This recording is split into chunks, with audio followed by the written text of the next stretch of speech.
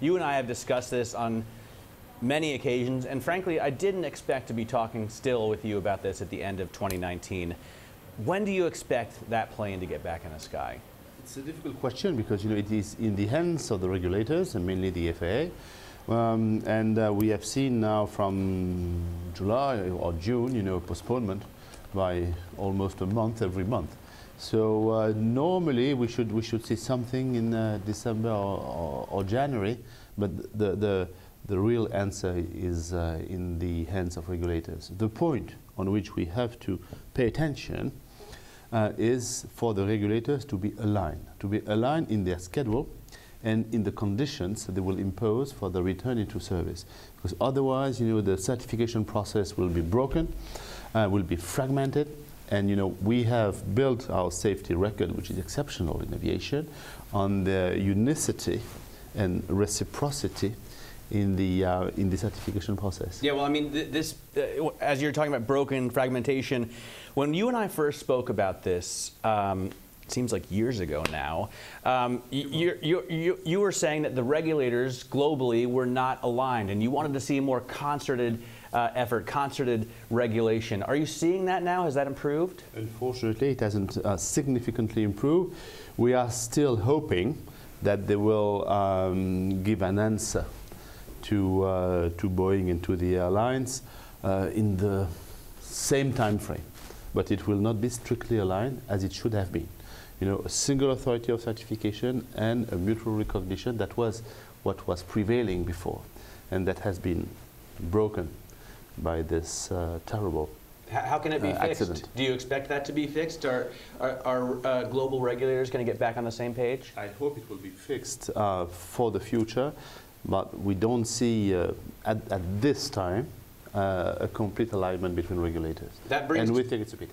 That brings to mind, your conference is called The Winds of Change, and I was thinking, what do you want to change in your industry? What are the problems that you think need to be fixed? We have to explain to everyone that this industry is doing everything it can, now has been doing that for 10 years, to reduce its carbon footprint.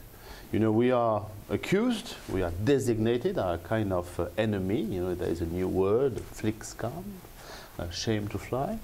And whereas we have, for 10 years, started an immense program, grouping the whole industry together, aircraft manufacturers, OEM, airports, ANSPs, airlines, everybody, to reduce our carbon footprint.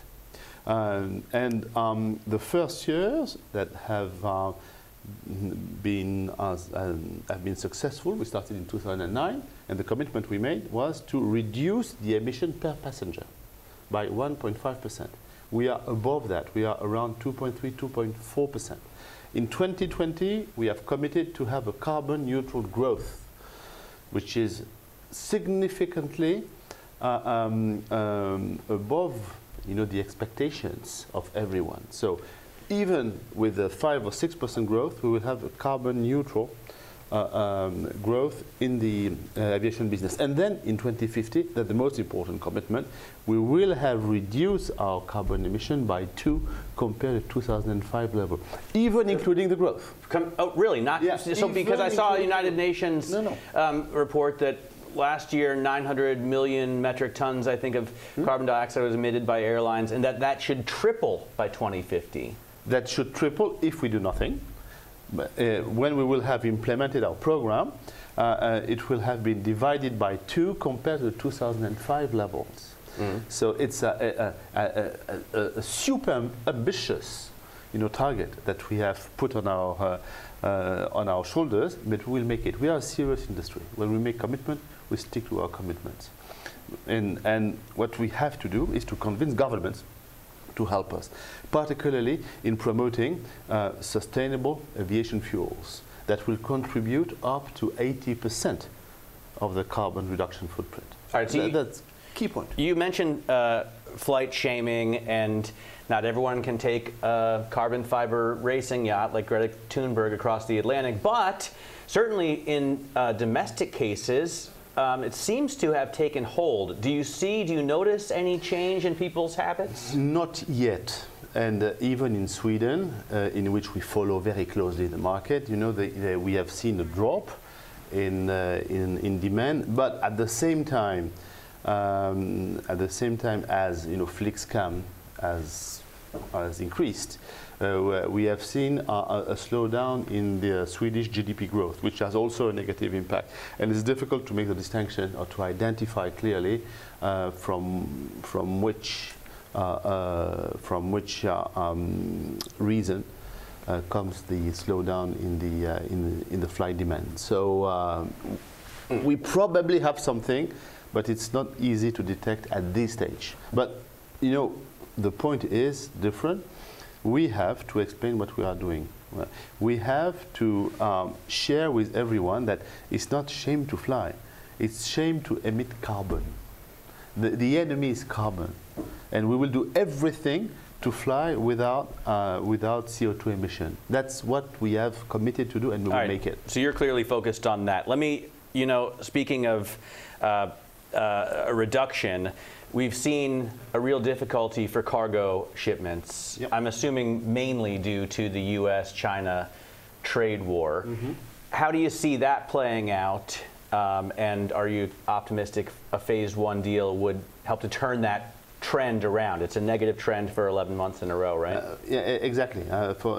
It started last November, so November 2018, and month after month we have seen a decline of around minus 4.5%.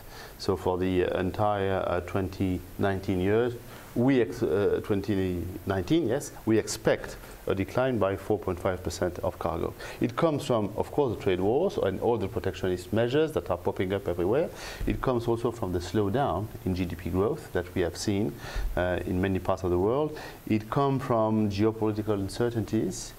You know, you have instability in the Gulf. You have the Brexit, could be another source of uncertainty. So all of these factors contribute to the reduction in the freight demand that has been significant. Minus 4.5 is quite a significant number.